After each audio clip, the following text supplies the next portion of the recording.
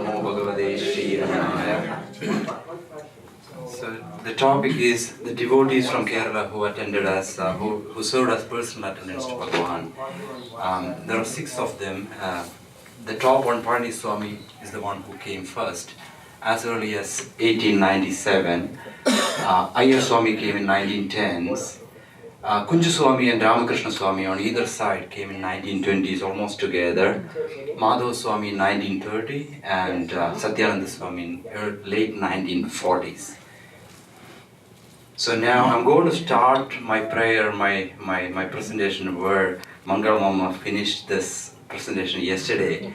She concluded with that verse, which she likes, she said, and I like it too. And I'm going to begin and end with that verse. And that is just coincidence organized by Bhagavan.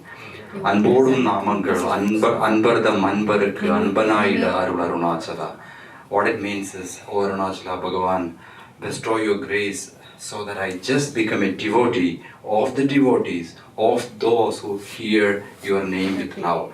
That means a adiyarkum adiyan, servant of the servant. So by this presentation I pray that I at least get that much love, a fraction of that love that attendant devotees had. The other prayer I took from Arunachala Padikam, part of verse 2. Anburu Arunachala Vadan Medukai, Ahattunai Ninai Tunai Durugum Anbillai Enak, Anbinai Arulad and Yenai Adithidil Arago. Which means that the English translation is given there, Arunachala, Bhagavan, when we hear those names, we should melt like wax in fire. I don't have that love. And if I don't have that love, but Bhagavan called me and you, all of you, if he called us and then if he doesn't give that love, we will ruin. So please bestow that love to me. And that is the only idea of this presentation. I'm not going to make it very research oriented. I may make mistakes. It's almost like a student talking in front of the teachers. So bear with me. So and why this presentation? This idea came to Dennis just because you see Tamil Nadu there, and Kerala is a state. People may be wondering, what is this Kerala and what is this about? Tamil Nadu is the state where Bhagavan was born in Tiruvannamalai, and Kerala is a very close state. And we are very similar in everything, language and everything. And it is surprising that very less devotees came from that state to Bhagavan. And out of the devotees who came, most of them served as personal attendants. So that kind of made some curiosity in Dennis, and he gave me this presentation. The only reason why I'm standing here is just because I'm from Kerala. He's just mocking at me. Why people are not coming from... So all the material, the idea, concept, everything is Dennis. I'm just standing here, that's all. I sincerely thank the Tampa retreat organizers. I just put some names there, but there are more. Diana, Mati, Geeta, David, Janet, I can go on. I thank everybody. And in this presentation, the proof correction was done by Anil Sharma, Bandhu at New York, and my close friend Hari in Toronto. A lot of material I got from Darlene, Evelyn, Arthur, John Maynard gave me some pictures. The books are all written there. But I want to say that there is a lot of books there. The first book I went to was Arunachala Ramana Eternal Grace, which is the ebook, and then I went to the sources. And also I try to put all the references in appropriate slides, but I hear Nachur Sri Venkataraman quite often, so I may have influenced by him a lot. I cannot put a reference there. And I also want to say that the lack of Kerala devotees is more than compensated by his presence now. Now, the duties of the attendants changed over time. When Bhagavan came, it was more or less taking care of his body. Towards the end, it was something like taking care of the devotees' needs, and the duties changed, but the attitude never changed. So Kunju Swami puts it very well, and I don't have to talk about Kunju Swami. Evelyn has done a wonderful job yesterday. So Kunju Swami says this: imagine Bhagavan is lying on the sofa and the attendants on the floor, and Bhagavan get up in the midnight or early morning to go for the ablutions, and he never ever called the attendants, never ever. He wake up and look at the attendants, and the attendants wake up automatically. There is some kind of telepathy going on. Bhagavan never asked for anything, and reciprocated very well by the attendants. They kind of knew what Bhagavan wanted and acted accordingly always. So the attitude to Bhagavan never changed. Any of them, it's not only Kerala devotees, any of the attendants, whether it is from Andhra, whether it is from Karnataka, anywhere. Now, this is a slide I shouldn't have attempted. The particulars of Bhagavan or the qualities of Bhagavan.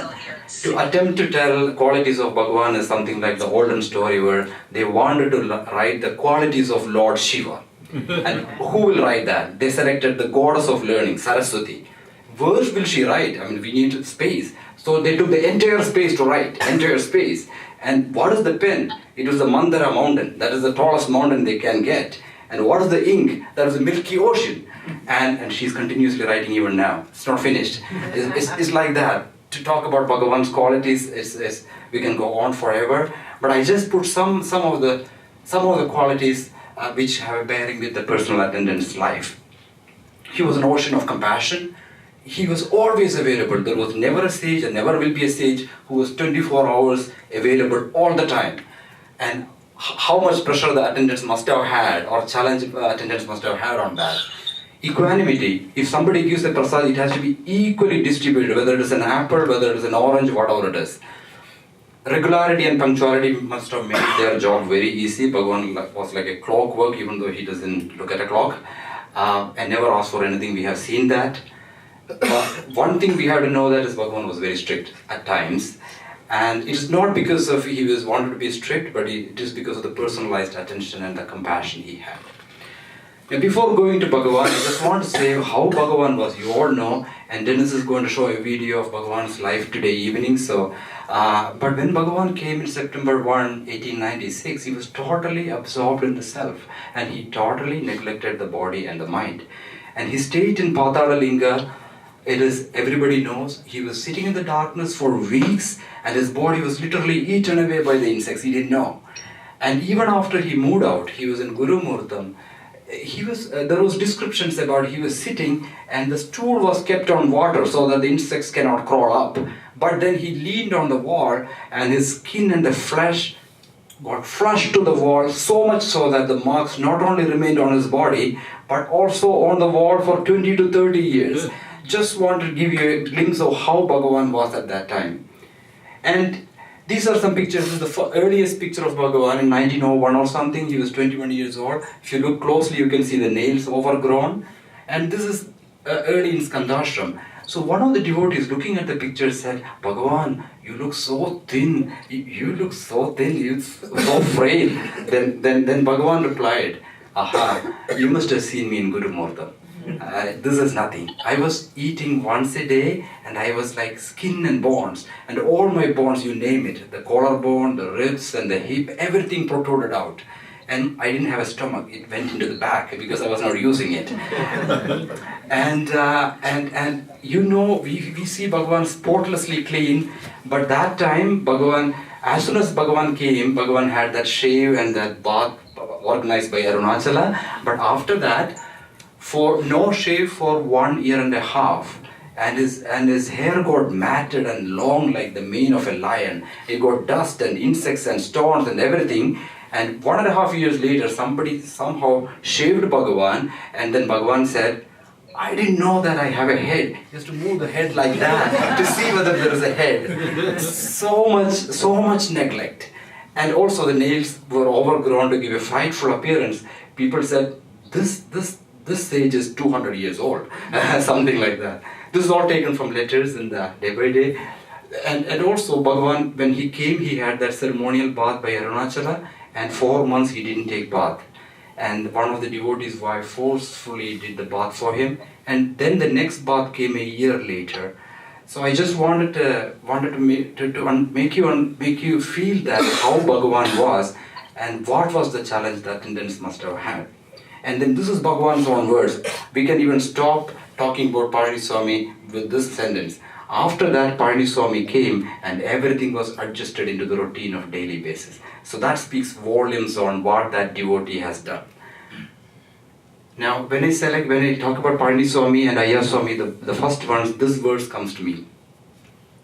I'm not a singer, I'm just going to read. Enpolum dinare enbura katruni ennalum valndarula Arunachala. These attendants were not scholars. They didn't have any yogic powers or anything. They just were simple people but surrendered totally to Bhagavan. And so this prayer says in English, "Oh Arunachala, Bhagavan, bestow your grace and you live forever so that helpless devotees like us have some hope of liberation." And this is a picture which, one of the early pictures behind Virupaksha cave, Bhagavan sitting majestically there, and just below Mother is sitting there, and you see Parani Swami on the right. It almost looks like, Bhagavan is sitting on top of the Mother and the Father figure, Parani Swami. And on the end is Ayya Swami, whom we are going to talk next. And just to complete the story, Perumal Swami is there on the top, and just beside that is Kanda Swami, and that person is the one who built Skanda Ashram.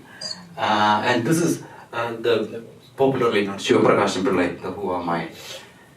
Now coming to this picture, you see, look at his determination, look at his eyes, he's so determined. Now coming to Parani Swami, so he was born in Kerala, Vadavanur, and he came to Arunachala before Bhagavan came, and he had only one aim, to attain self-realization. He was living an ascetic life, eating once a day, worshipping Ganesha on the banks of a river. A very, very pious person. By the time Bhagavan reached in Guru Murtam by that time, and one of the person called Srinivasa Iyer told him, "Why are you wasting your time worshipping this stone idol? There is God. God himself came in the flesh and blood. Why don't you go and serve him? Your purpose will be served." And off he went. And this is the thing, he saw Bhagavan in Guru Murtam, and that's it. He then vowed that I will serve the saint until I die, and he did. So important to know this conviction, because he was 30 years older than Bhagavan, and he was worshipping Ganesha. It is hard to change people's mentality at that time, but one look at Bhagavan, he flipped.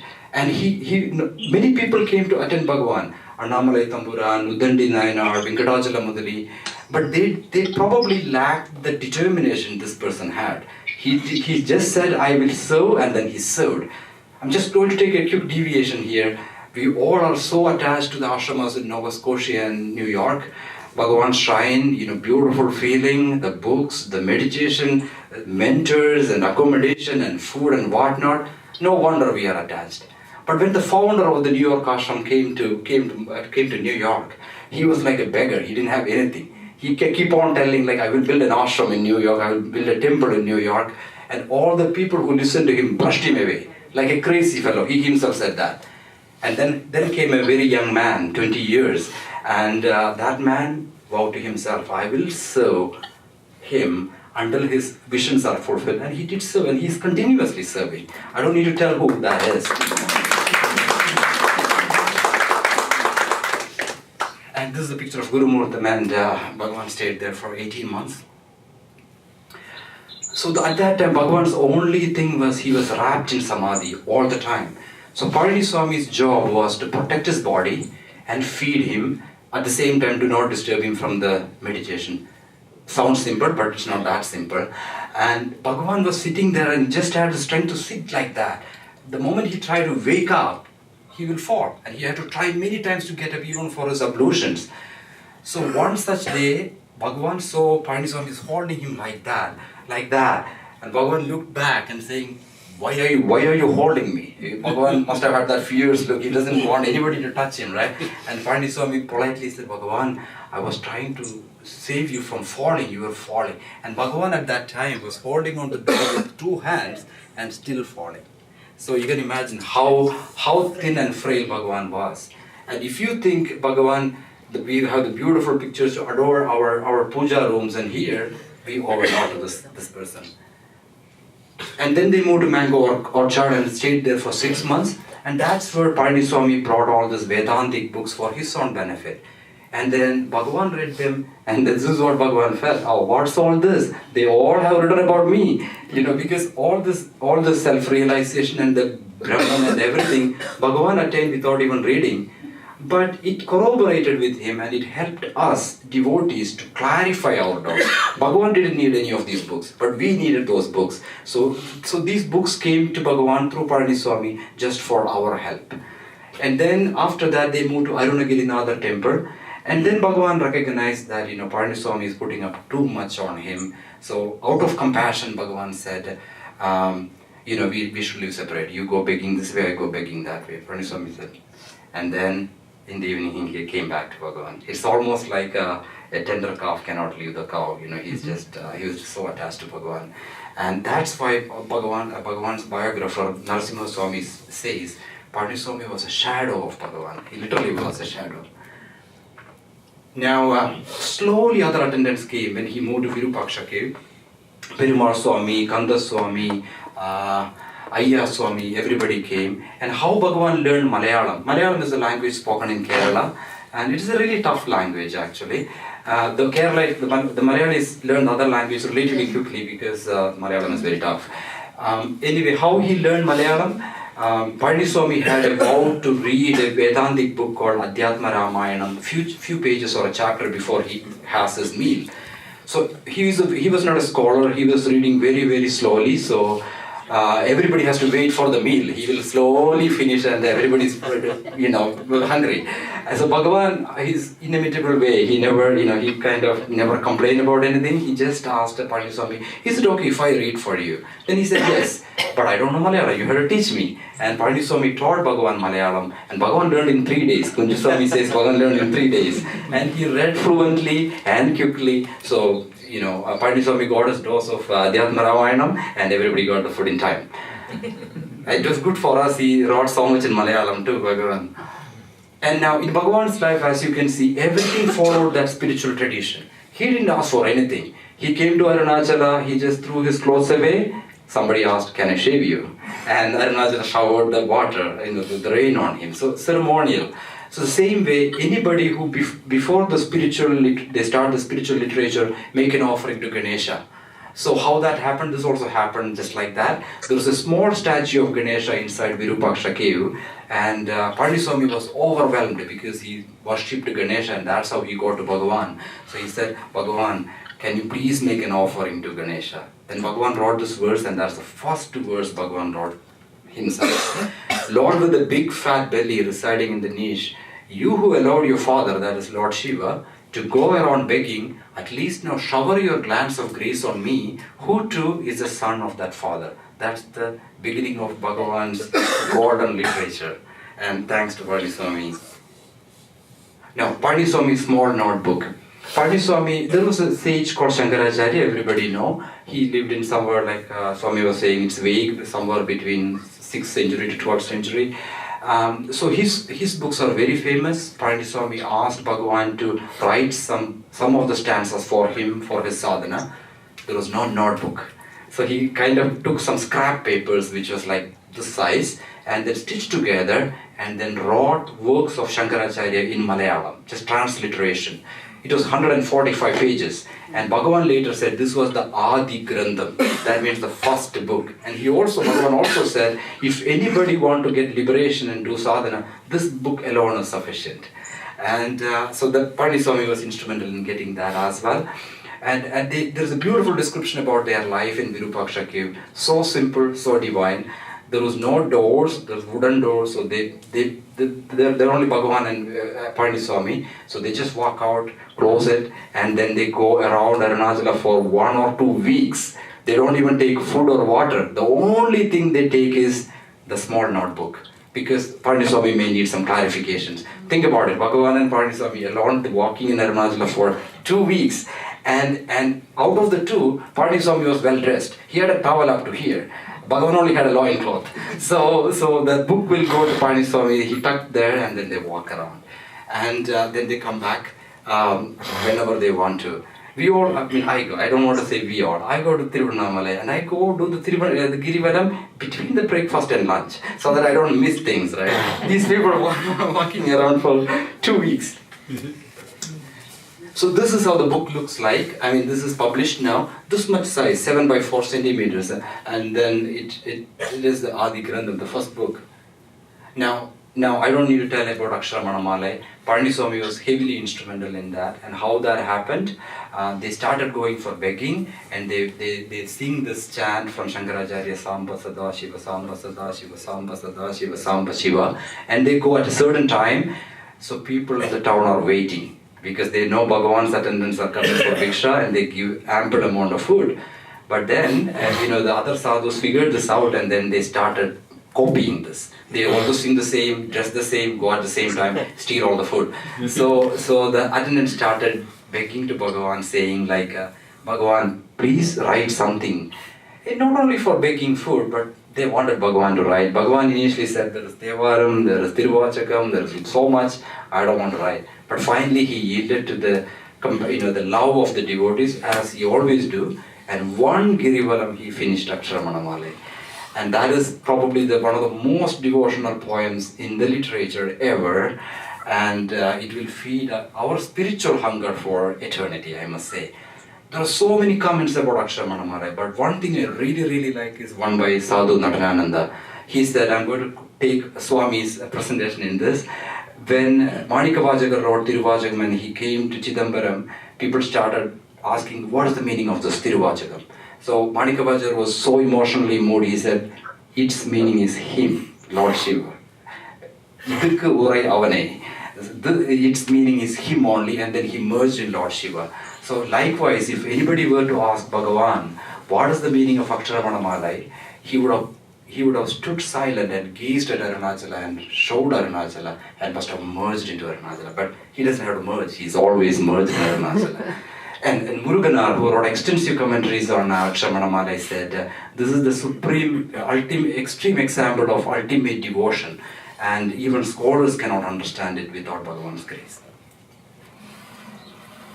Now, it may look like I'm deviating a little bit, but Swami said little and nothing much is written about him, but we can imagine the initial 20 years with Bhagavan, he was a witness to a lot of glorious moments. So one of them is Kavya Kanta Ganapati Muni.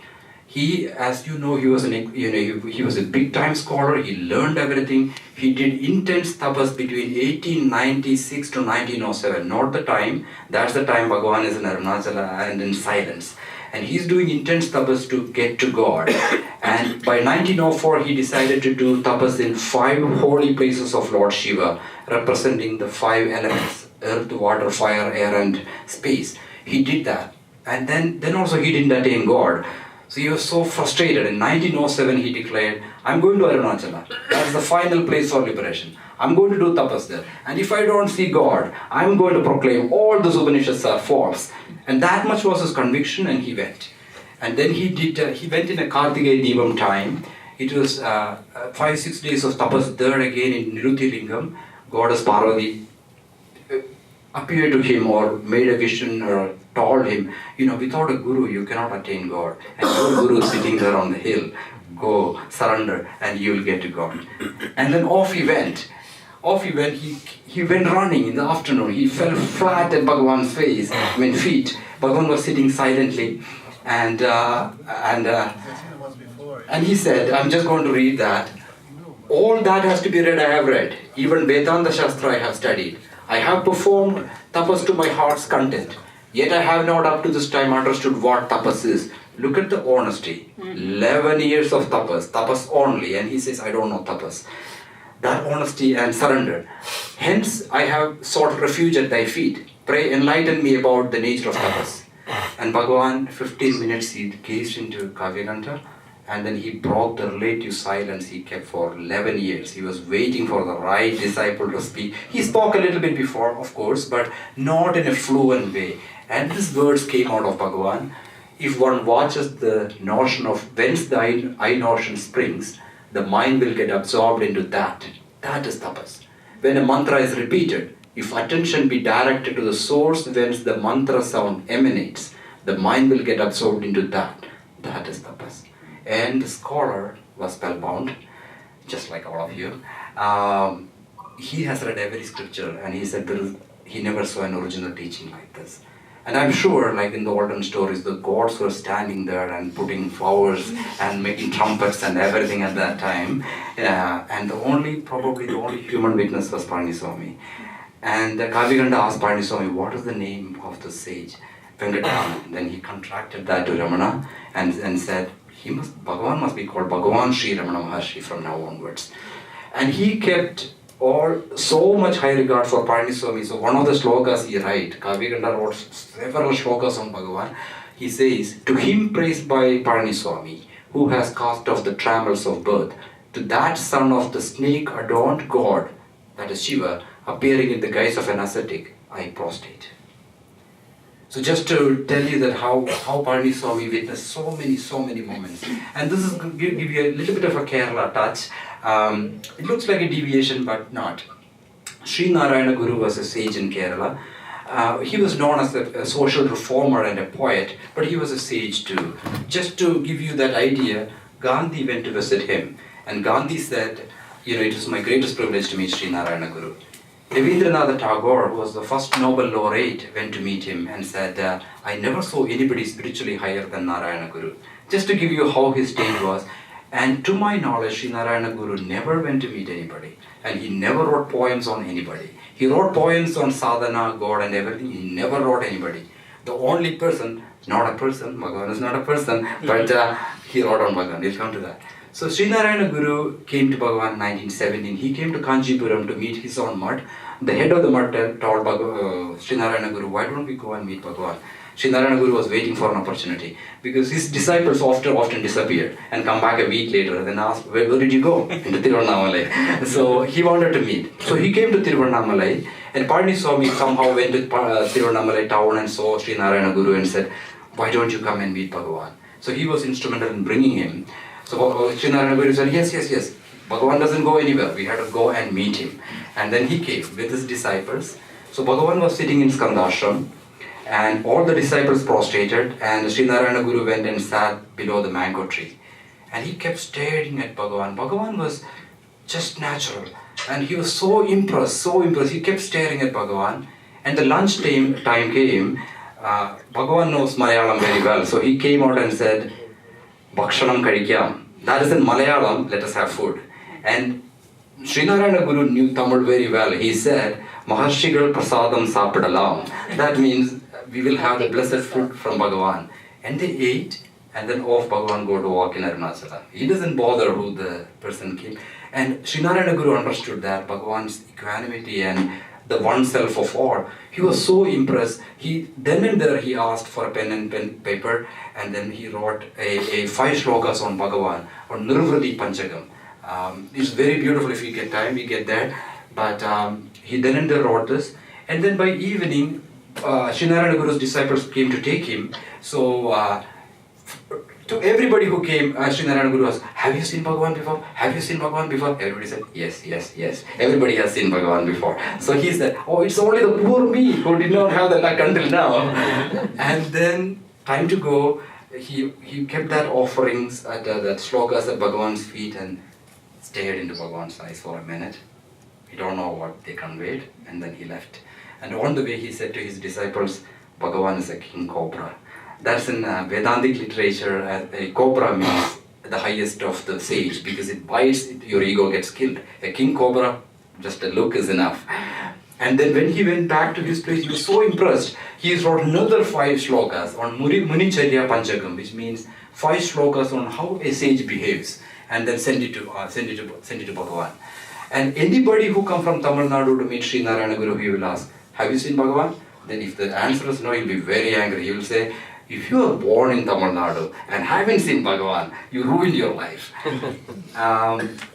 So there was some sharing between them now and then. And 1928, Sri Narayana Guru was ill, and Kunju Swami with a prasad from Bhagavan, a lime fruit, and he went. And he was in his deathbed. And then he asked, are you coming from Maharshi? Is he alright? Such was his concern for Bhagavan. And then Kunju Swami gave this lime fruit and he put it on his eyes with great respect. And within 10 days he passed away. Kunju Swami actually attended the burial ceremonies. So this is another glorious moment Swami witnessed, and we all chanted that Ramana Stuti Panchagam on Saturday. And there is a saying like Tiruvachagattukku Urugada or Uruvachagattukku Murugada. I mean, if you don't melt in Tiruvachagam, you don't melt in anything. If you melt in something, that is Ramana Stuti Panchagam. So this person, Satyamangala Venkataramayya, was a very, very very divine person who came to Bhagavan and then stayed for 4 or 5 days. Every day he wrote a poem on Bhagavan. And the last poem, the most famous, Ramana Kuru, he went back home and sent it by post. So people asked, what's your name? He said, Venkataraman. Where are you coming from? Satyamangalam. So the biographer was the Narasimha Swami, who was very, very meticulous. He later on went to that Satyamangalam village to check about him. There was no person like that. And then he came back to report to Bhagavan and told Bhagavan, there is nobody like that. Then Bhagavan smiled and said, that's a different Satyamangalam. That Satyamangalam means a abode of blessedness. So most likely this sage came from somewhere else to pay tribute. Many people believe that it's Arunachala himself came because he wrote 5 hymns, later known as Ramana Stuti Panchakam. Only after that Bhagavan wrote 5 hymns which are known as Arunachala Stuti Panchakam. Just to give you a taste of his poems, I'm just going to read it. பொன்னொளிர் வடிவினானே பூரண வதனத்தானே தன் அரும் சுவானுபூதி தரையெல்லாம் மணக்க ஏழை உன் அரும் புகழை கேட்டிவ் உலகெல்லாம் தேடி வந்தேன் என் அருள் இறையே ஞான ரெமணரே ஜோதிக்குன்றே. The English translation is there. What he literally says is that Bhagavan, your realization is sending fragrance all over the world. We heard Diana and all reading about Paul Brandon getting that smell and coming to Bhagavan. He smelled and came. He was looking for Bhagavan all over the world. He came smelling that fragrance of self-realization. And he calls Bhagavan Hill of Light. And that is Arunachala. So he calls Bhagavan Arunachala. And what is your name? He says Venkataraman. He gave Arunachala to Bhagavan and took Bhagavan's name to himself. So again, some of the songs the devotees used to ecstatically dance around Bhagavan, especially the Kummi Pata. That much was the devotion of the songs. And Parni Swami was a witness to this too. And many things Parni Swami saw. The mother first came and that famous Upadesha to mother, H.H. Humphreys, Mastan Swami, you name Shivaprakasham Pillai, Gambiram Sheshaya. So much happened in the first 20 years. Not much was really recorded, but he was a witness to everything. And in 1916, mother came to stay with Bhagavan. And even before, some other mother figures came. Like Agilandamma, Mudaliyarpatti, Echamma, they all started feeding Bhagavan. But we need to understand in the first 5-10 years, this is the only person who looked after Bhagavan, like a mother. And then he was so ill, he stayed back in Virupaksha cave and Bhagavan went to Skandashram. So much was Bhagavan's compassion that he came every day to check on him. And 2 years later, one day Bhagavan saw a peacock flying from Virupaksha to Skandashram. He knew what's going on. He came running to Parni Swami. He was in the deathbed, gasping for breath. Bhagavan took Parni Swami on his lap, left hand on the head, right hand on the chest. Slowly his breath subsided and finally his breath completely stopped. Bhagavan took his hand. Parni Swami opened his eyes. And Bhagavan said, this is not said to be a sign of one going into the this is a sign of one going into the higher states of spiritual experience, though not a sign of immediate merger at the heart. But Bhagavan literally gave him liberation, not immediately, but soon after. And Parni Swami joined that elite league of Bhagavan's mother and Cow Lakshmi, only one of the 3. There are some other incidents, but not very clear. These are the 3 clear incidents Bhagavan gave liberation by doing that. And this is nothing short of the Ramayana story where, Jatayu, that bird, was fighting with Ravana and wounded, lie down wounded, and Sri Rama came, put the head on the lap and then made the final rites. This is nothing short of that. History repeats. And Jatayu is also much older than Rama. And rightfully, Kunju Swami and Vishwanatha Swami described Parni Swami as the Nandi of Bhagavan. Everybody knows Nandi, how Nandi is the foremost devotee of Lord Shiva. Parni Swami is the foremost devotee of Lord Shiva. So that ends Parni Swami. Now coming to Ayya Swami, he's on the other end. Is a close-up. That's the only picture available of him. He came in early 1910s. He was around 25 years age at that time. He was pretty young. He served a European before, so he was very methodical. He is described as service-minded, very detached, selfless, and he never wasted any time. He will do all the works in the ashram and quietly go to the town to do the begging. And he was so capable that Bhagavan said he can even run 10 ashrams at a time. That is a very good compliment from Bhagavan. And we all know Bhagavan is a perfectionist. And Ayya Swami even got the appreciation of Bhagavan on his craftsmanship. He made walking sticks, he made kamandalus, begging bowls, he made out of coconut shells and bilva fruit. Bhagavan not only used it personally, he even gifted that to people. And he also told the other friends that make like Ayya Swami makes. And all this, most of the things are still in the Nirvana room. Still in the Nirvana room and the archival. But the most important thing about Ayya Swami is that Ayya Swami intuitively knew what Bhagavan wanted. Ayya Swami will be in Tiruvannamalai and he will buy something and come to Bhagavan. Bhagavan will say, oh, I was thinking about it. I was telling the other devotee. How did you know? As if Bhagavan doesn't know. Bhagavan tricks. The Bhagavan asks, how did you know? So Ayya Swami said, Bhagavan, how could I know? So he put that on Bhagavan. He says, it merely occurred to me, buy it, and when I bought it, you say you wanted it. Bhagavan only know all these things. Then Bhagavan explained, yes, I mean, he is keeping his mind so pure that it's like a mirror. Whatever I think is reflected there. And that's a lesson for us to keep our mind so pure. Ayya Swami passed away very young, in the early 1920s. He must be like 30, 35 at that time. And this is a picture of the Nirvana room. You can see the walking stick and kamandalu and still in the Nirvana room. The tribute to Ayya Swami. Am I doing good with the time? I don't know. Forget about the time. Okay. Alright, okay. No, sorry, am I speaking too fast? I sometimes speak too fast. Good. So it's long, yeah, sure. I'll try, okay.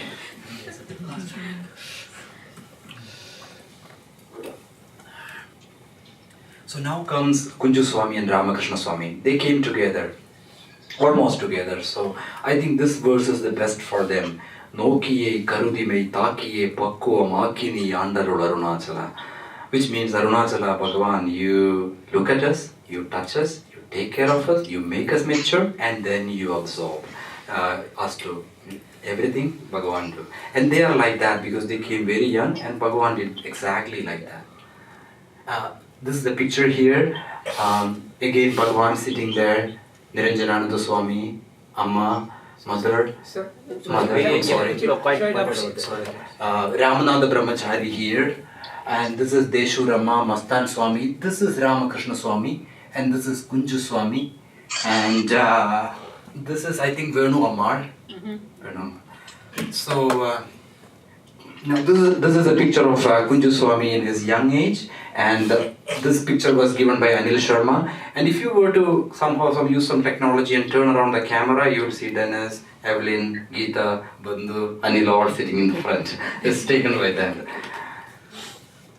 So Kunju Swami had a divine kind of life. He was born to very pious parents. Even at third year, his horoscope was read and everybody said he was a divine child. At 7 years, he saw the Brahmanas repeating the mantras and the Upanishad and all. He wanted to do that. But because he was a low caste, he was not supposed to do it. So he was so sad, and the night he went to sleep, Lord Shiva himself came and whispered in the ear, Om Namah Shivaya, the Panchakshari mantra. And then the next day morning he was jubilant that Lord Shiva came in the dream, but he forgot what he said. What did Lord Shiva say? Lord Shiva came again the next day and tell the mantra again. So you can just imagine how blessed he is. There are many other examples how he got a Vibhuti bag and how he got the Rudrakshamala. Need not say anything. This is enough to tell that he's a very blessed person. So basically, and then even at 10 years he started learning. He had a phenomenal memory. He can memorize anything. And then he memorized many verses. So his father said to him, don't just memorize, learn the meaning. So he learned the meaning. And this is about Kunju Swami. Whatever it is said one time and that's it.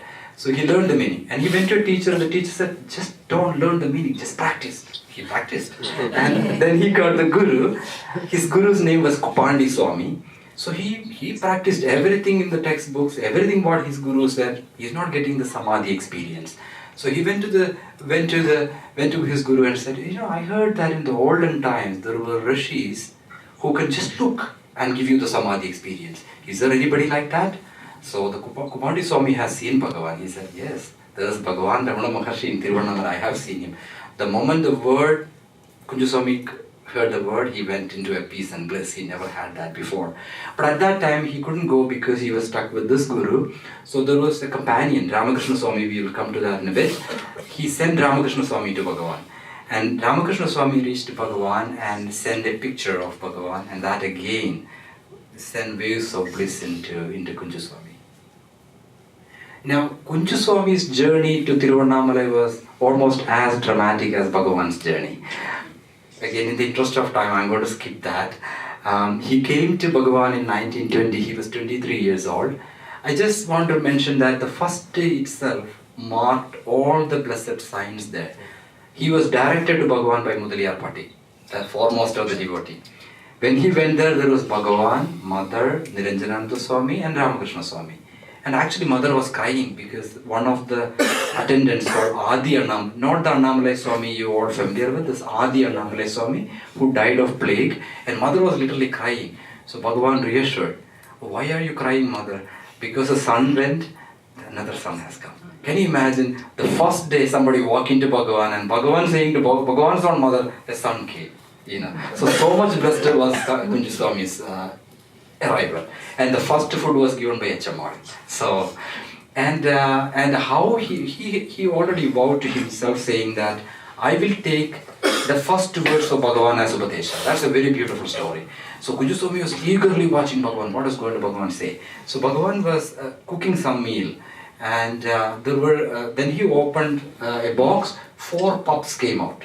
And then Bhagavan was to feed them, but all of them came out, Bhagavan cannot feed. So Bhagavan told Kunju Swami, catch hold of the 4. So Kunju Swami catch hold of the 4 pups. And then Bhagavan said, release one by one. He released one by one so that one by one they can eat. And then he said, one of the pups made the floor dirty. He said to Kunju Swami, wipe it clean.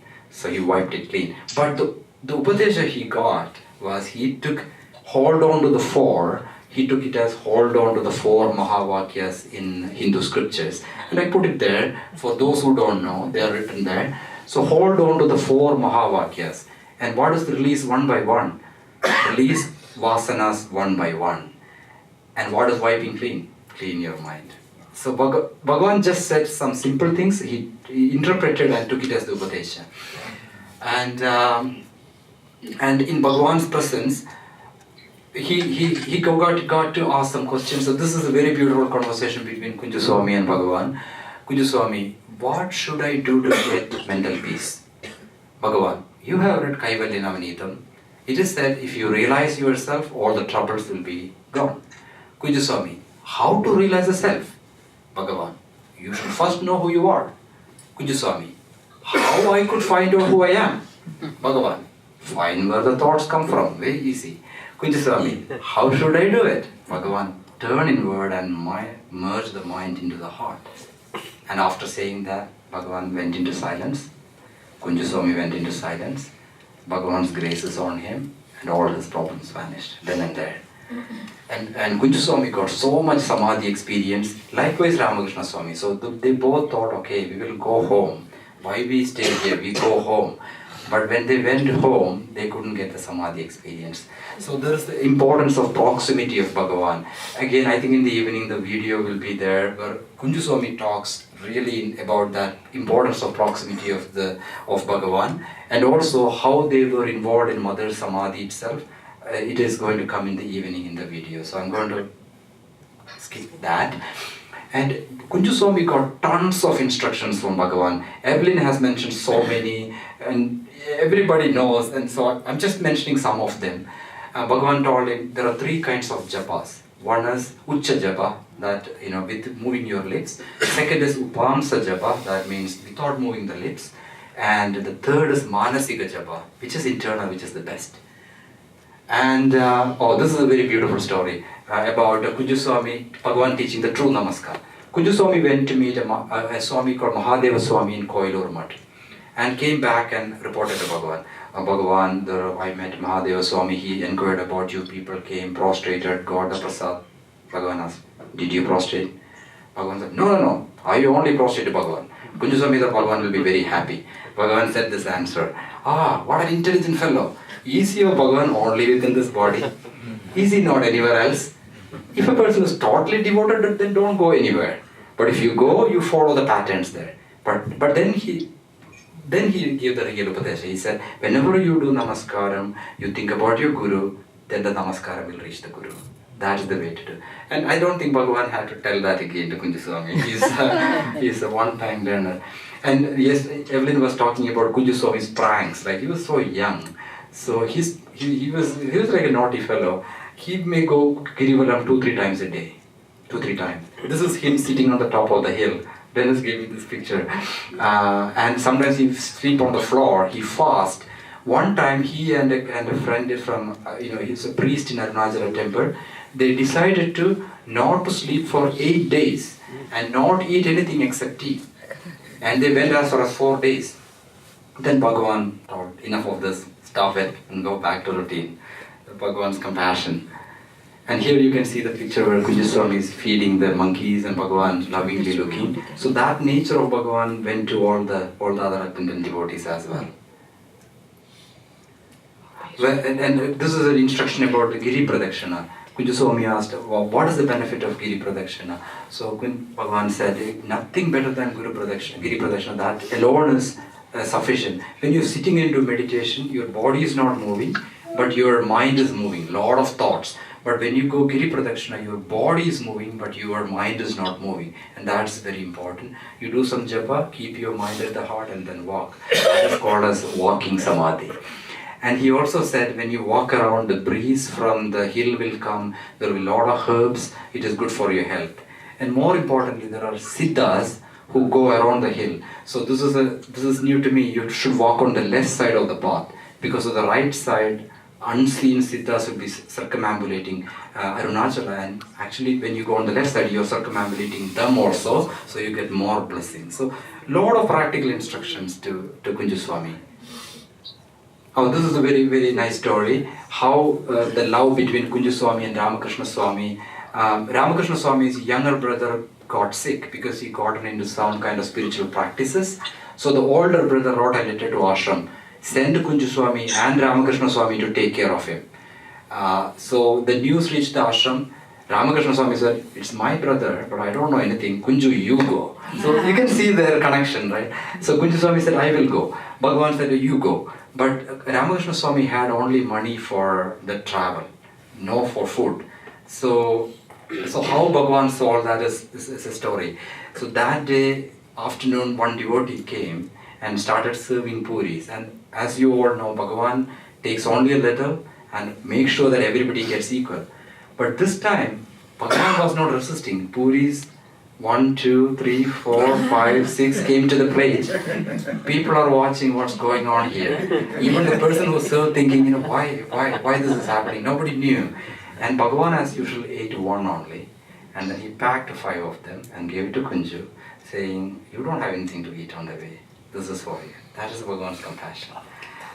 And this is more than compassion. Because it is Bhagavan didn't take a vow, but for Bhagavan, equanimity is his principle. But he preached his principle for his devotee. And not only once, many times. One another example is he was sitting in a old hall, and it's a time of the World War. The food supplies were short. A new devotee comes. Bhagavan asks, can I get some cashews? Everybody were wondering, Bhagavan doesn't even ask for a rice grain and asking for cashews at the time of famine. And that is for his friends, little friends, the squirrels who does not eat anything more. For them, Bhagavan preached his principles. And one other example come to my mind is Bhagavan asking the head of the Ishanya Mat. Bhagavan asking the head of the Ishanya Mat, can I have a sari? And you think about it, Bhagavan asking for a sari. Bhagavan, whose loincloth had 100 holes, he didn't ask for that. He asking for a sari to the head of another mutt. And he gladly giving, because Bhagavan asked. And for whom? It's for Muruganar's wife. Because Muruganar is totally lost in Bhagavan. His wife is crying. So he has to breach that, his principles, to serve the devotees. I don't know, I'm going to get this correct, but there's an olden story in Mahabharata. You know Mahabharata story. Sri Krishna, the Lord Krishna said, I'm going to battle with Arjuna against the Kauravas, but I will not take arms. He declared worldwide, everybody knew. At the same time, the opposing party, there was a devotee, a silent devotee. Bhishmacharya. He was a big time devotee of Krishna. He said, he didn't tell anybody. He said in his mind, Bhagavan, I want to see you taking arms. And then the battle went on, and Bhishma was so ferocious, and he was firing arrows, arrows after arrow to Arjuna, and even to Krishna. And he said, I don't have flowers, take the arrows. I'm worshipping you with the arrows on his body. Krishna said, stop Bhishma, he's fighting. Arjuna tried everything he could not. And then finally, Krishna comes out of the chariot and take the wheel and come running at Bhishma to kill him. And Bhishma said, come on, my lord, come. This is what I'm waiting for. This is what I'm waiting for. And Arjuna came running and hauled on to him and said, no, I will fight. Don't fight. Don't breach your vow. You took the vow. Lord Krishna breached his vow to make his devotees' vow right. This is nothing short than that. Bhagavan do so many things silently, we don't know, but so many examples of Bhagavan's compassion for devotees. So finally, Kunjaswami had these thoughts of retiring to do personal sadhana at Palakota. Kunjaswami was thinking, is this right? I am serving Bhagavan. So Bhagavan knew Kunjaswami's mind, and Bhagavan started telling him like this. It is not, you saying I'm serving Bhagavan, I'm dusting the bed and things like that.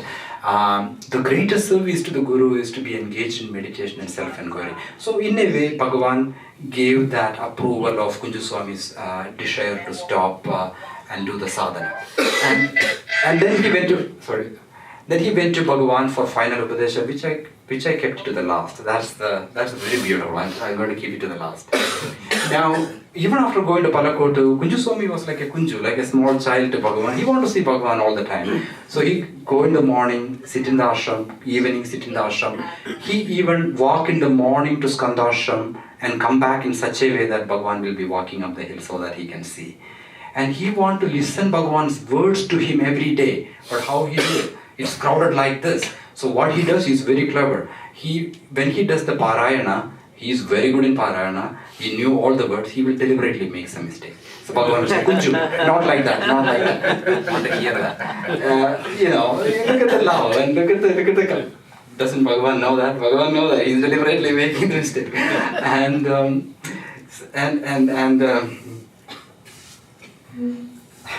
And Kunjaswami wanted Bhagavan's handwriting in the book, and what he does, he deliberately makes some mistakes and then give it to Bhagavan for correction. So Bhagavan correct that, so he get that handwriting. And he cherished that like his own treasure, and probably gave it to Ganesha, I think. There was some note like that. And also he wanted a picture of Arunachala in his book. So he didn't have any picture, Bhagavan knew, and Bhagavan brought Arunachala in his notebook. And that picture appeared in Mountain Park for many decades. This is, you think that everything is love and compassion, Bhagavan can be very strict. So this is one example of that. Another example Evelyn told yesterday about accompanying the princess, and then he wanted to go for pilgrimage, that incident. This was another beautiful incident. There was some difficult problem in ashram, and I think there were a lot of problems in the ashram, like a lot of challenges, right? Like from external, and always it is a challenge to run the ashram. So Kunjaswami, like any other devotees, felt so much, he felt the reputation of ashram is at stake. He just had in his mind, he didn't tell anybody. So some of the devotees were discussing that with Bhagavan, and Kunjaswami just walked in, and Bhagavan ferociously looked at him. Why did you come at this time? Why did you get engaged in these matters? He didn't do anything. And he didn't explain. He knew there was something wrong with him. Even that thought was wrong. So he didn't say anything. He kept quiet. And then Bhagavan looked again and asked, what is your original purpose of coming to Bhagavan? Kunjaswami said, to receive Bhagavan's grace. So occupy with that only. Don't get engaged in anything. It is Bhagavan's compassion. Even though Bhagavan is strict, Bhagavan wanted Kunjaswami not to get into this trouble. There will be trouble which Bhagavan handled. He doesn't want that Kunju to get into that problems, right? And the Tamil is very beautiful. He said, Vanda Vela Par. Attend to what you came for. This is Darlene's conversations with Kunjaswami. So she kindly gave it to me. She said, this is her words. With Kunjaswami, everybody know Darlene, I don't need to tell anything. She's right there. She's watching. Okay. With Kunjaswami, every talk was so natural and spontaneous, even though we needed a translator. His joy and reverence for Bhagavan always came through. He often marveled at us, foreigners, who never saw Bhagavan but were drawn by love to him. He said we were like the honeybee who went straight to the nectar. There are some people sitting here who went straight to the nectar. We want to do that. This is Kunju Swami's words. Life was absolutely spontaneous with Bhagavan. We may think there was no rigidity there. Bhagavan was very, very natural. Bhagavan said to Kunju Swami, go to sleep when the body needs it. Be sincere to the sleep. But when you awake, you do your sadhana. But then you sincere to that. Don't doze off while doing meditation. Don't think it is day and night and I will do it at this time or anything. Be sincere and wholehearted in sadhana as well as sleep. I'm at 50%. I'm very sincere in the sleep. Sadhana, I'm not sure. We'll get there. So this is another beautiful conversation. Kunju Swami was asking, even when I'm doing Giri Pradakshina, thoughts come, what should I do? So Bhagavan said, just do nothing. Just do nothing. Ignore them. Keep yourself away from them. Just like you are doing Giri Pradakshina and a donkey or a dog comes, you go around it, right? Just like that and the thoughts will go away. But the beauty is that when Darling was talking to Kunju Swami, they were doing the Giri Pradakshina. Maybe you all were there. And then Darling was saying, this conversation was happening while doing the Giri Pradakshina with Kunju Swami. The moment Kunju Swami was saying this, Darling has to go away. Outside when there was a dog there. So Darling really felt like, Bhagavan straight talking to them. This is happening then and there. So that's about that. And as you know, Kunju Swami was very good in the Parayana. Played a very big lead role in establishing the beautiful Tamil Parayana at ashram. We all cherish that, that evening Parayana. He's sitting there and right on the middle there. The picture. Sorry? On the slide. Yeah, over there. On the slide. This is Bhagavan. Kunju Swami sitting with Bhagavan's picture, and here Kunju Swami is sitting there in the middle. The woman on one side and the men on the other side. This is the start of the Tamil Parade again. This is the Samadhi hall on the right side. So that door is closed. Okay. Thank So you. do you know when this picture was taken? Probably 1985. That's when they started. Few people will sit with him every evening and he started teaching them. It used to be 11-day Parayan, so he started teaching them little by little. JJ and a lot of other people would sit. Don't worry about time. Are you okay? As long as you are not hungry, we are ready to stay here. It's only 11:30. Yeah, we got time. We got another 1 hour. Yeah, we got time. 1 hour? Oh. You just gave him the biggest gift. So the last days of Kunju Swami in the ashram, he was sought after. Everybody wanted to take him to their place and talk. Then he said, I took a Marana Sannyasa, a vow on death. The vow on death is that I will never leave Arunachala, Bhagavan and ashram. And he never left. He stayed there. He never complained about anything. There was a beautiful incident Sri Ganesha recorded. Kunju Swami came to Ganesh and said, I made a medical discovery. What? The honey is very good for joint pains. If you rub the honey, it will be very good. Then Ganesh couldn't figure out what is it. So for weeks, by mistake, there's oil and honey in his room. The attendants were massaging him with honey. And he never complained. He just took it so humorously. And and the last night he said to his attendants, make me sit upright in Padmasana pose, I'm going to meditate. And then he meditated, the attendants slept, and when they woke up, Kunju Swami is gone. And he has a samadhi, shrine at the ashram, one of the few privileged ones to have that. And obviously, he had 70 years at Ramana ashram. 1922, ashram came, he passed away in 1992. So he came in 1920 to Bhagavan, 70 years at ashram. I mean, one of the longest. Maybe Ramaswamy Pillai may be longer, but one of the longest. So Kunju Swami is, still living. The legacy continues. And you probably know that young man. Yeah. Who's that? That's Dennis. That's Dennis. That's me, I'm a fool. And now coming to Ramakrishna Swami, who came along with Kunju Swami or just before. Bhagavan, Kaulakshmi is bowing down, and on this side is Ramakrishna Swami. You can see he's a big guy. And I think that man with the beard is the Ramaswamy Pillai. Which one? That guy, this one. The one with the black hair? No. Yeah, the bear. The one who's Ramaswamy. slightly sitting down kind of thing. He's kind of crunching down. He's Yeah, also a right. big guy. Yeah, because Ramaswamy Pillai is very tall. Very big. He may be like doing Yeah, something. right. Lifting He something. would be taller than. This is maybe an elevation too, like Yeah. it looks like Ramakrishna. But Ramakrishna Swami is pretty big too. So Ramakrishna Swami, as we mentioned, he just came just before Swami Pillai, and Ramakrishna Swami was very responsible for maintaining the beautiful ashram at Ramana ashram. And he was literally present and carried mother's body down from Skandashram to the Samadhi site. And again, we will see that in the video in the evening.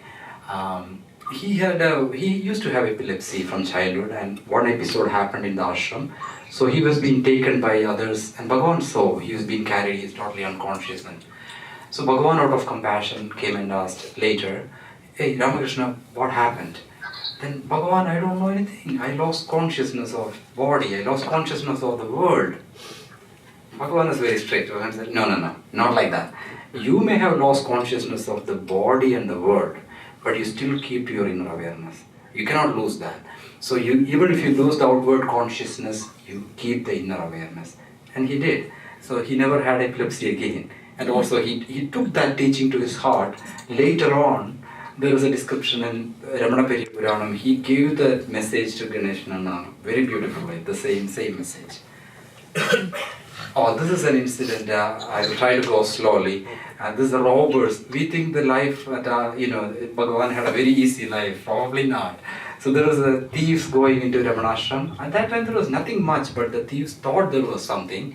And Kunju Swami, Ramakrishna Swami, Mastan Swami, and few others were there. And some of the dog, especially Karapan, was very sick. So thieves broke in. Kunju Swami said, "If you mess up with us, we will also beat you." Something like that, Kunju Swami said.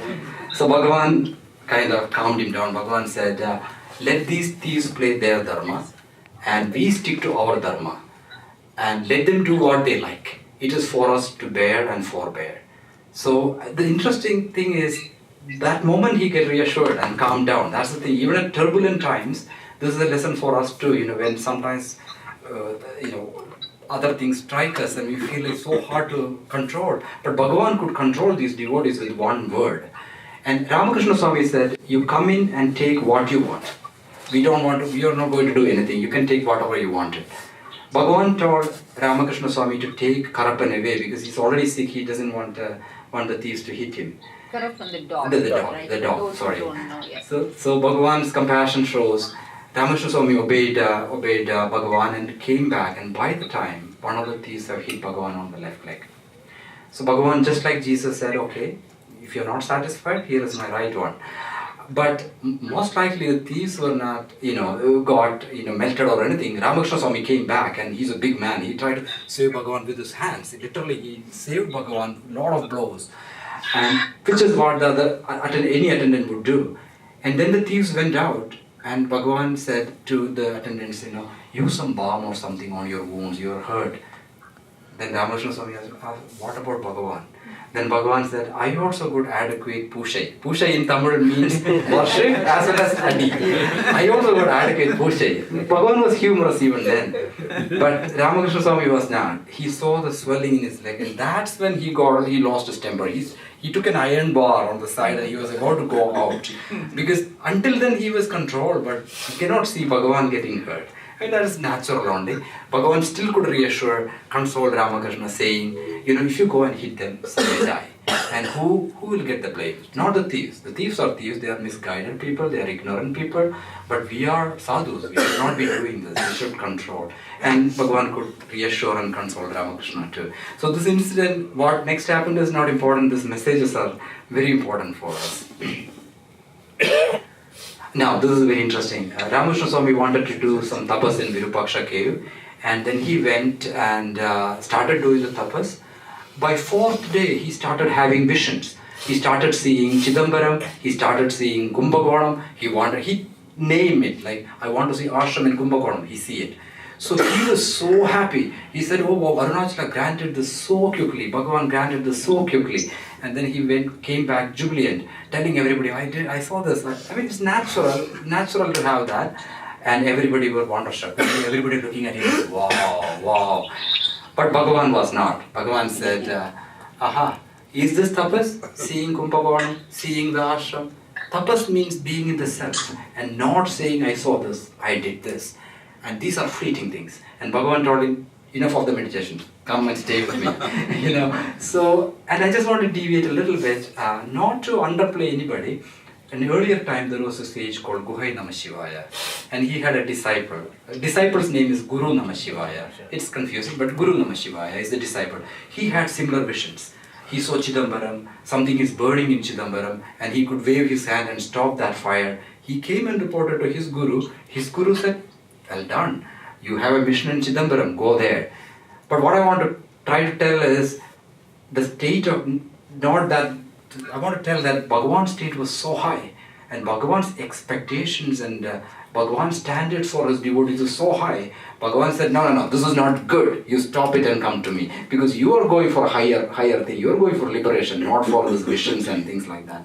So that's what we also have to keep in mind. Having these visions are important, but Bhagavan's teaching is always... Now, coming to Madhava Swami. So for him, I think this verse is the most appropriate.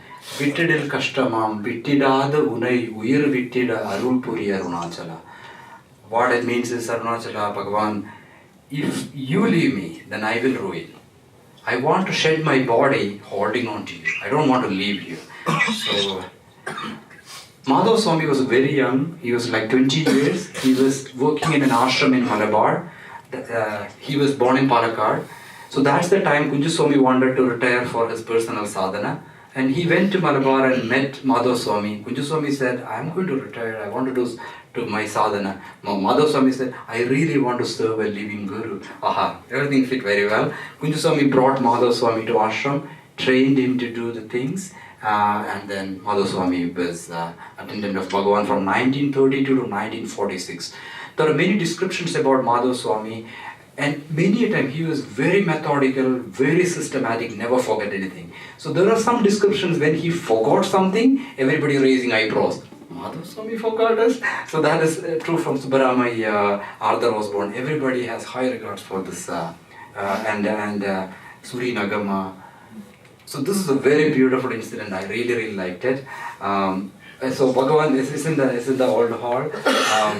Madhava Swami was binding a book, and Bhagavan sitting there. One of the devotees came and he wanted a book from the library. So this Madhava Swami's duty to go get it. But Madhava Swami is already doing something, binding the book. So Bhagavan said, Madhava, you do my work, I do your work. And then, basically means that you go get the book, I do the binding, and Bhagavan did the binding. But the devotee observed a very beautiful thing. The devotee observed this, and he said, my work, Bhagavan's work, means whatever little thing Bhagavan needs and all the devotees need, like taking the book. That Madhava Swami should do. Madhava Swami's work is to get liberation. That Bhagavan will do, and Bhagavan only can do. When the devotee said this, Bhagavan said in approval, that's what it is. So, and actually Bhagavan most likely did that for Madhava Swami. And somehow or other, Madhava Swami was connected with the animals and birds who got liberation in the ashram. So we know that there is a tomb for Valli, the deer, in the ashram. When Valli was brought, Bhagavan always asked, who will take care of this? Then Madhava Swami volunteered, I will take care of this deer. And when the deer attained, when the deer died, and Bhagavan asked to make a tomb in the ashram. Similarly, there was a crow which actually stayed in front of the ashram for 3 days. And then Madhava Swami noticed that. And one day Bhagavan was walking out and it fell in front of Bhagavan. And Madhav Swami said, Bhagavan, this was staying there for 3 days. And Bhagavan poured some water on the crow and told to make a shrine for the crow too. So somehow or other, Madhav Swami was connected with the animals. There are other stories too. He was connected with the sparrow. If we have time, we'll go there. So how it was a little saddened for Madhav Swami. There was a Ramana ashram at Kumbhakonam, and the head of that mutt came to Tiruvannamalai and died very quickly. Madhav Swami had a wish that he should go for pilgrimages and also do independent sadhana. So Bhagavan told Madhav Swami, why don't you go and be the head of the Kumbhakonam ashram? And at Bhagavan's command he went, and then his health was not good. He wanted to go for another pilgrimage and come back to Bhagavan, but nothing worked out and he passed away. There are descriptions about Kunju Swami going there, and even for 3 days the body didn't decay. And Kunju Swami learned that before dying, Madhav Swami wanted to be upright in Padmasana, and he was always thinking about Bhagavan. But more important to us is what Bhagavan talked about Madhav Swami. So Bhagavan said this, everybody was sad, and everybody was sad in the ashram. Bhagavan reassured everything. See, Madhava was a good man, that's why you all feel sad. But instead of feeling sad, we should reflect like this. For a jnani, he doesn't want the body, he's looking to a time where he can shed the body. Just like somebody carrying a load for the wages, he just wants to get his destination and throw it away. That's how the body is for a sage. And when there is life, the body seems so light, we can walk around so easily. It's not a burden. But that little thing called life is gone, the body becomes so burdensome. 4 people are needed to carry it. And Bhagavan said, a man of discrimination, the body is not something that he wants to keep.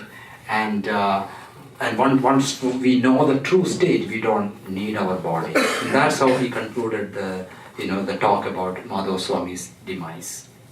Now the story doesn't end there. Here you see Bhagavan and Madhav Swami and the white peacock.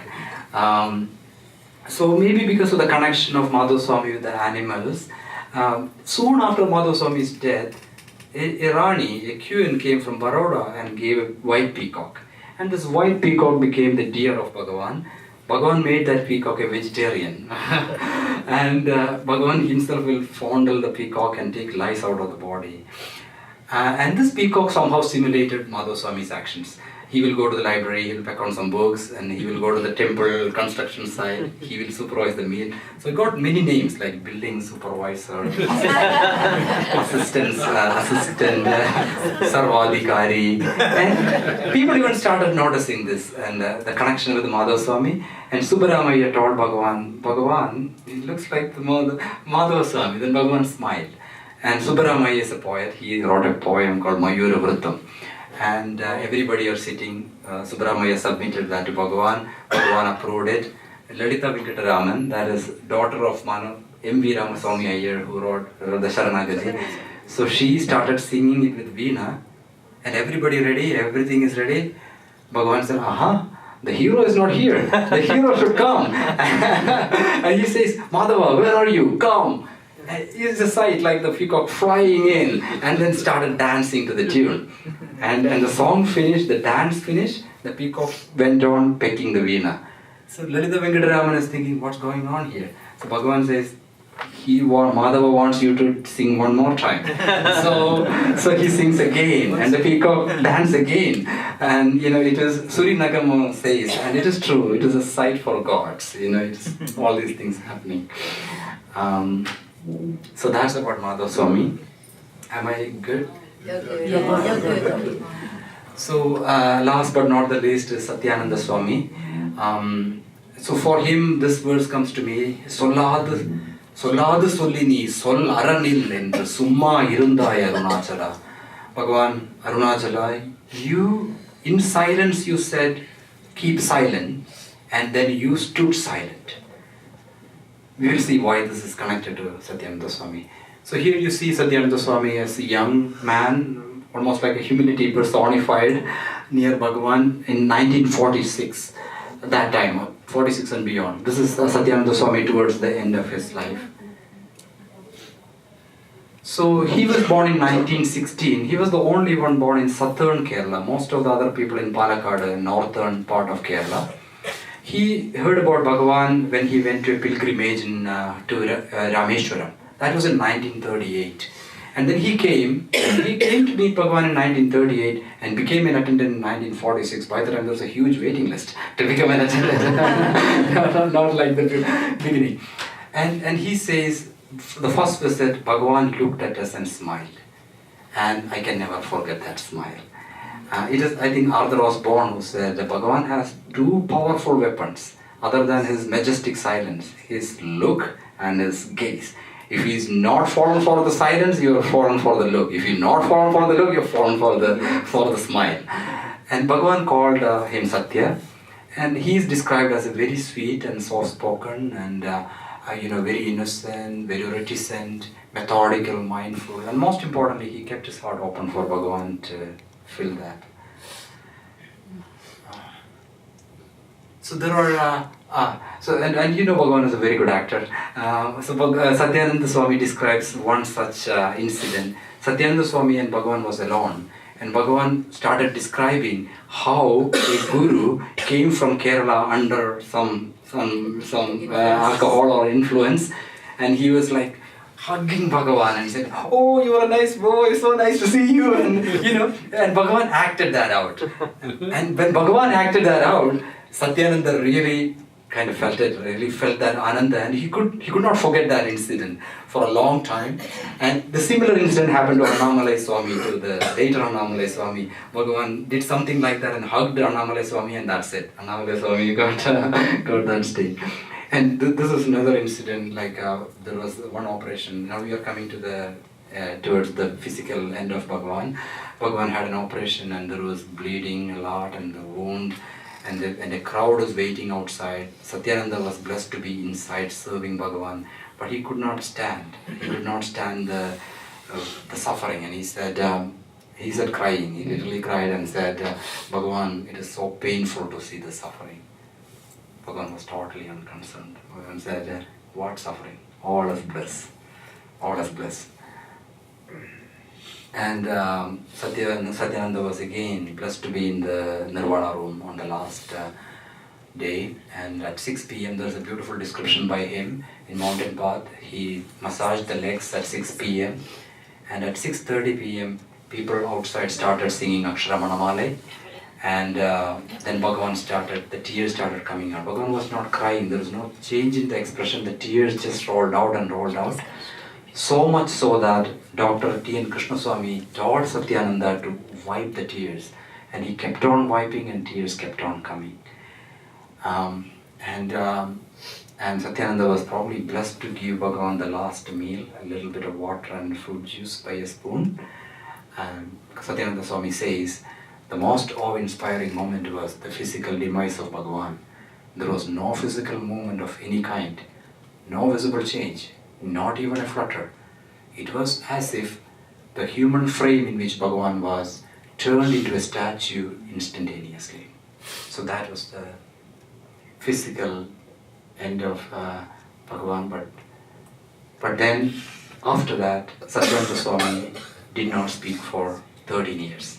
Solara nil, Bhagavan said, right? So he didn't speak. He was in silence. He didn't need to speak. And he took care of the Nirvana room and the library for the rest of his life. And this is also very important. One of the last days, everybody's attention is on Bhagavan. Bhagavan was having a lot of physical ailments, and this white peacock was screeching continuously on the top of the Nirvana room. It is not because of hunger, but it also was feeling that sadness. But nobody was bothering because everybody's attention is on Bhagavan.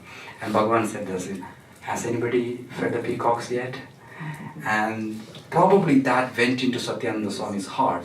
He kind of kept feeding the peacock for the rest of his life. So much so that he used to feed puffed corn, puri, and he got the name Puri Swami. So this is one thing I see in this attendants and devotees, that the one word, one look by Bhagavan, they take it to the heart and they keep on doing that. Not like just an advice, we can just...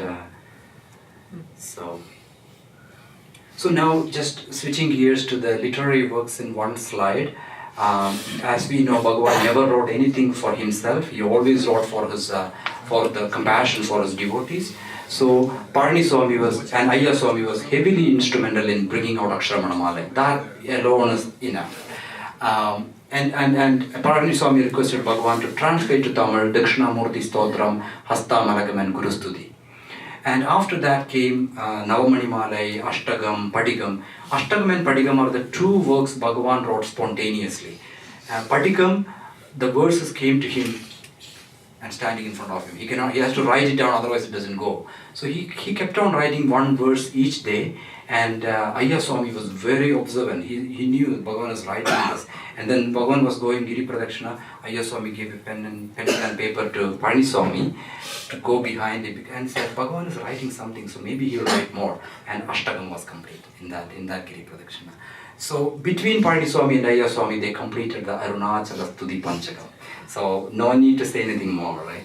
And the only one work, Arunachala Pancharatnam, was written in Sanskrit originally at the request of Kavyakanta, but again that was translated to Tamil at the request of Ayya Swami. And then Muruganar took the thread, and Upadesha Saram came, Ulladu Nalpadu came, but Kunju Swami and Ramakrishna Swami was instrumental in asking Bhagavan to write Upadesha Saram in Malayalam, and Madhav Swami asked them to write in Sadarshan. So now coming to the take-home message. No, this is the contributions. I think you can all see that they literally made sure Bhagavan lived in that body for another 5 decades, and that is for us, not for them, not for Bhagavan. And they requested Bhagavan to translate and write some things that we cherish now. It's like a library of Bhagavan's books now. And they lived by the teachings and set an example for the coming devotees. And they remained as guides and treasure troves for the future devotees. And we can see Evelyn, Gita, Dennis, and everybody kind of got so much information, so much guidance from these devotees. And this is the last Upadesha given to Kunju Swami. I thought it is the best one, so I kept it to the last as a take-home message. Kunju Swami asked when he was going to Palakotu, Bhagavan, I know all the teachings, but give me something more personal. So Bhagavan said, make self-inquiry your final aim, but also practice meditation, japa and parayana. Practice them relentlessly. Do not stop in between. If you are tired of japa, do meditation. If you are tired of meditation, do self-inquiry. And if you are tired of that, do parayana. No gap in between. Do not allow the mind to sway. Practice this faithfully, and in the end, you will be absorbed in self-inquiry and will culminate in self-realization. That's a blessing to all of us. And then Bhagavan, Kunju Swami went on practicing, and he came back to Bhagavan and said, Bhagavan, it's so hard to do self-inquiry and self-abidance. Bhagavan said, why? It's very easy. Adi Sulabham. Before you go to sleep, meditate and go into the self. Then, when you fall asleep, your whole sleep will be a meditation of staying in the self. The moment you wake up in the morning, again go into meditation for a few minutes and remain as the self. So throughout the waking state, the undercurrent of remaining in the self will be there, even though you are working or arguing. The substratum will always keep you in the self. I hope that's a blessing to all of us. And I'm going to conclude also with your favorite verse, Amma. Anbodum Mangala, Anbardam, Anbaruk, Anbanayida Arunachala. I mean, these are the first line devotees there. And again, there's nothing from Kerala, there's all devotees there. And they are the devotees and the devotees of the devotees. If you don't know these people, I can tell Vijaya and Anil on this end, Evelyn just behind there, Bandhu, Dennis leading the show, Swami there, Darling behind, and that lady is Olivia. And so I want to be a devotee of the devotees of the devotees. And we are all there at the Tampa retreat, right? That picture is taken from Tampa retreat. And I hope Bhagavan's blessing is on all of us to be that Adiyar Kamadiye.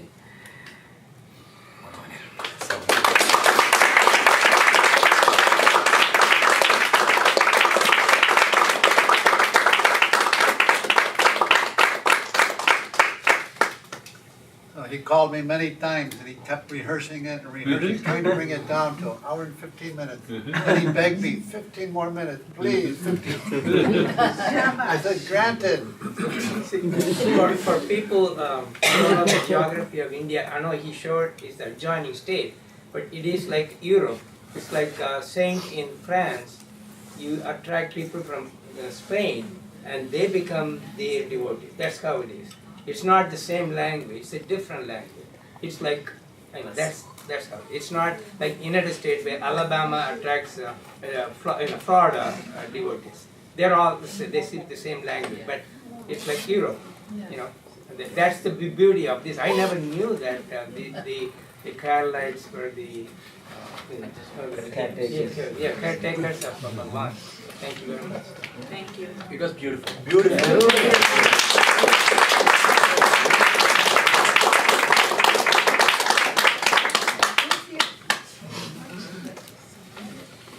He's open for questions. So I asked this to Dennis, he wasn't sure. In Bhagavan, on the last day before he left the body, he called one attendant and said, Santosham, meaning thank you for all the service that you have done to me. Did he say it to Satyananda or to Krishna? It was to Shivananda. To Shivananda. But he said, thank you. Thank you. And the Shivananda asked him, what does it mean?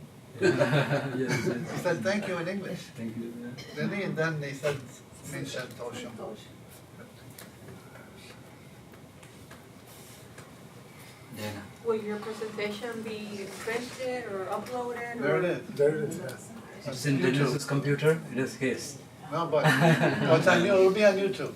YouTube. Oh. The presentation. Yeah. He kind of wrote everything in Malayalam transliteration for Madhav Swami. And for Parani Swami, he wrote so much, so much. I mean, it's unimaginable. So Adhyatma Ramayana was only in Malayalam, is it? Adhyatma Ramayana, to my knowledge, is in Sanskrit too. But that was when in Malayalam, the Ilthachan who wrote this, he took Adhyatma Ramayanam as the base. He didn't take the Valmiki Ramayanam as the base, and he made it into a meter called Kilipata. And Bhagavan somehow followed that thing for many other things too, like the same meter. So Adhyatma Ramayanam is in Sanskrit too. But this particular thing we are referring to is Malayalam. Because he used to quote from that. Adhyatma Ramayana. Okay.